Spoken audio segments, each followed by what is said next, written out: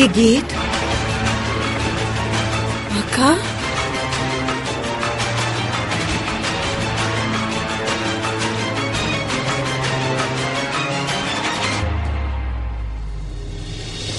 شام بخیر.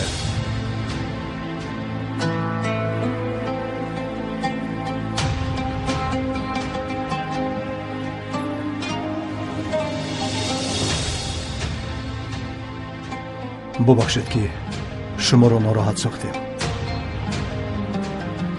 ببرم برایت.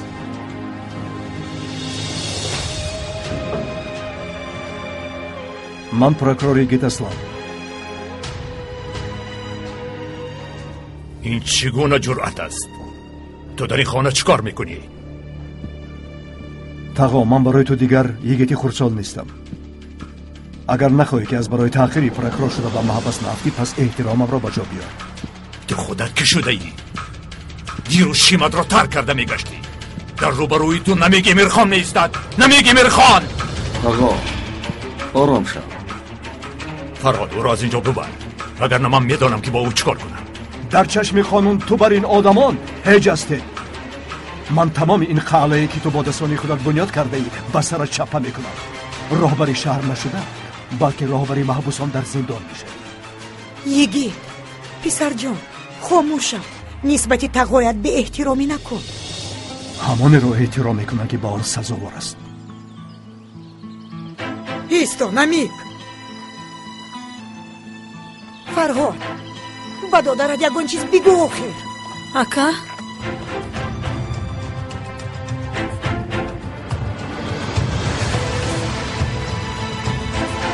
کرنمک. فشارت بلند میشود نمیک جان. خواهش میکنم.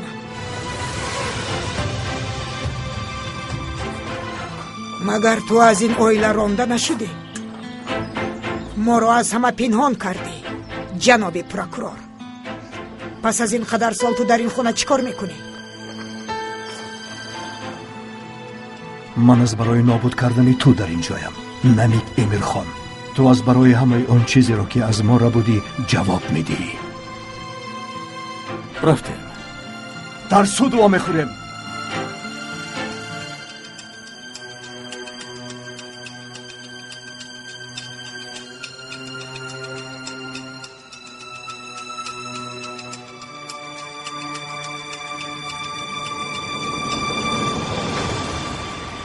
دست مرا سرده میگویم. خدای آرام باش، آرام باش.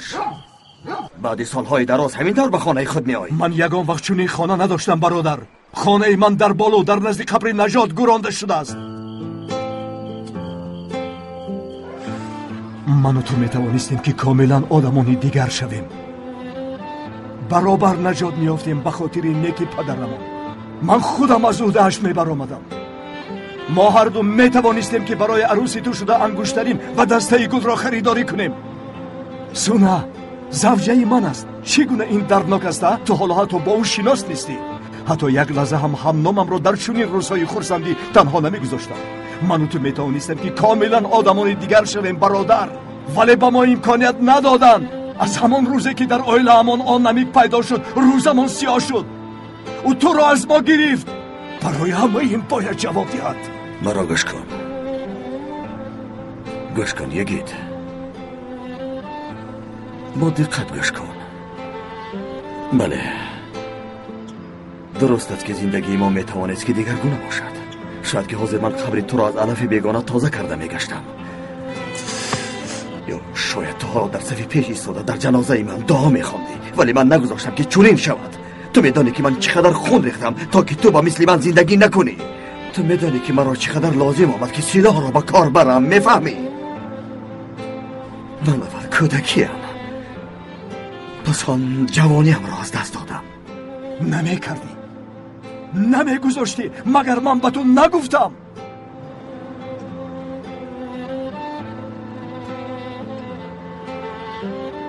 تو نمیدانستی که محتاجی و ناچاری چیست. برای آن که فرهاد نام برادر داشتی. اگر تو اینقدر آدمی تازه و با انصاف باشی، پس بدان که همه این با شرافتی برادر است. پس از با من نقل کردن سخنهای احساسناک و پر دردتان. خاموش! با استانبول آمدی. آله جناب، یک بار من تو را آگاه کرده بودم یگید. مجبور نکن که یک بار دیگر این کارا بکنم. هم از من و هم از تقای نمیک دور گرد. با آتش روغن نریز. یگان کس حق ندارد که پروکورور را آگاه کند فرهاد اصلا.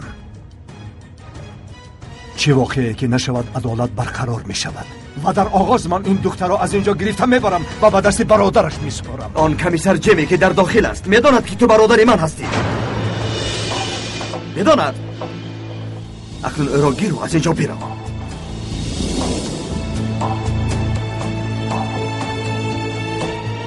حالا ما با تو بسیار با میخوریم برادر. من نوکک آمدم.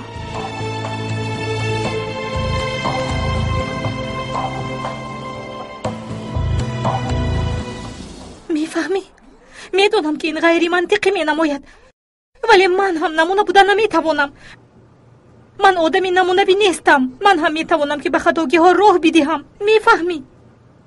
او به من سخت معقول و من به اوش به شوهر میبرایم. خواهش میکنم اکا، یگون چیزی نادرست گمان نبر. خواهش میکنم، التماس.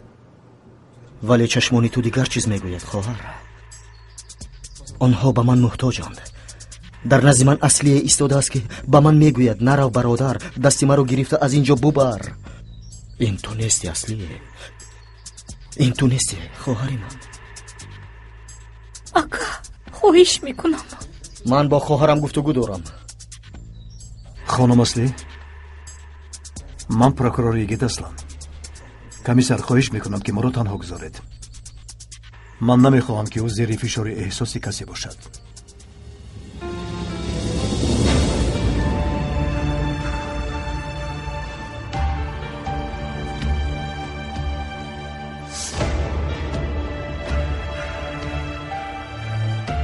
گوش کنید.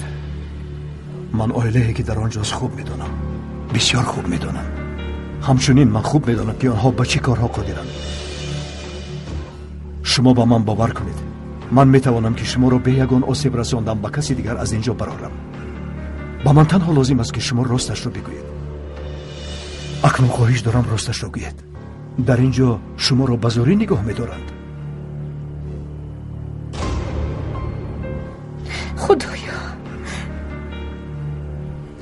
خدایا جناب پروکورور، من با برادرم هم کوشش کردم فهمانم. من با محبت به شوهر میبرایم. گناهم تنها در آن است که در این مسئله با او گفتگو نکردم. تمام. این اشتباهی من است و او هم حق است که از من میرنجد. ولی باور کنید که در اینجا یگان چیزی دیگر نیست. مایلش بگذار چنین شود خانم اصلی. سرکمیسر، چی کار میکنی محترم پروکورور؟ میرویم.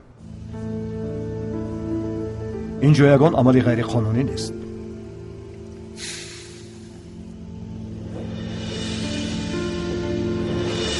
باور دارم که به همه سوالهایتان پاسخ گرفتید.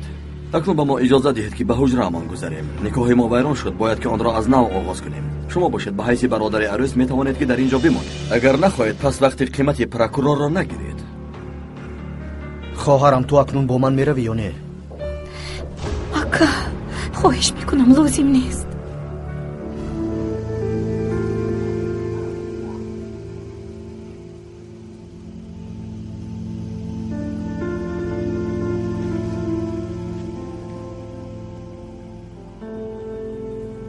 تا دیدار.